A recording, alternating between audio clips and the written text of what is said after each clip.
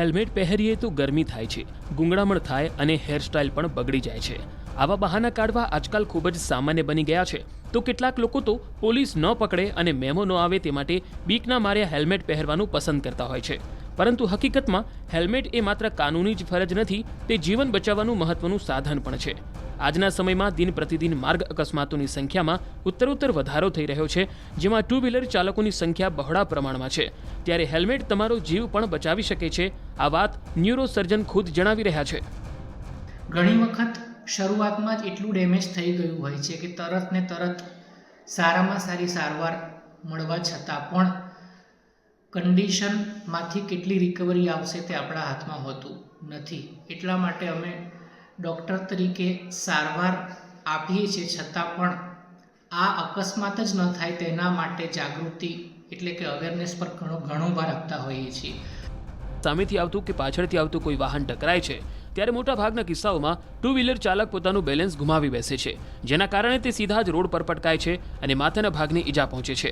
આવા સમયે હેલ્મેટ ન પહેર્યું હોય તો તે પછડાટની અસર સીધી માથા સુધી થાય છે અને ક્યારેક આ ઈજાઓ જીવલેણ પણ સાબિત થતી હોય છે। જનરલી કેસ બગડી રહ્યો છે અથવા તો ગંભીર છે અથવા તો મોટી સારવાર જરૂરી છે, એના 4 મુખ્ય લક્ષણ છે: અતિશય માથું દુખવું, વારંવાર ઉલટીઓ થવી, આંખ કાન નાકમાંથી લોહી નીકળવું, બેભાન અવસ્થા અથવા તો જોટો એટલે કે આંચકી આવવી।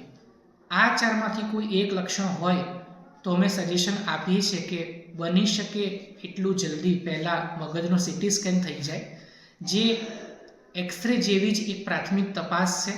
સીટી સ્કેન 2-3 મિનિટમાં જ થઈ જાય છે અને સીટી સ્કેનથી એટલીસ્ટ આપણને એટલી ખબર પડી જાય છે કે દર્દીને કઈ સારવારની જરૂર છે, કેટલી જલ્દી જરૂર છે, શું સારવાર કરવાથી પરિણામ કેવું આવશે।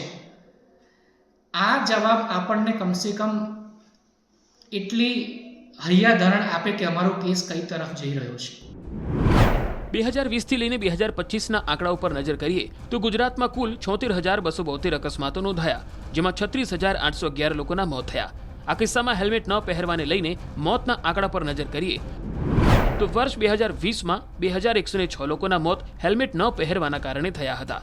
2024માં આ સંખ્યા 3,021 થઈ, એટલે કે 44% વધારો નોંધાયો।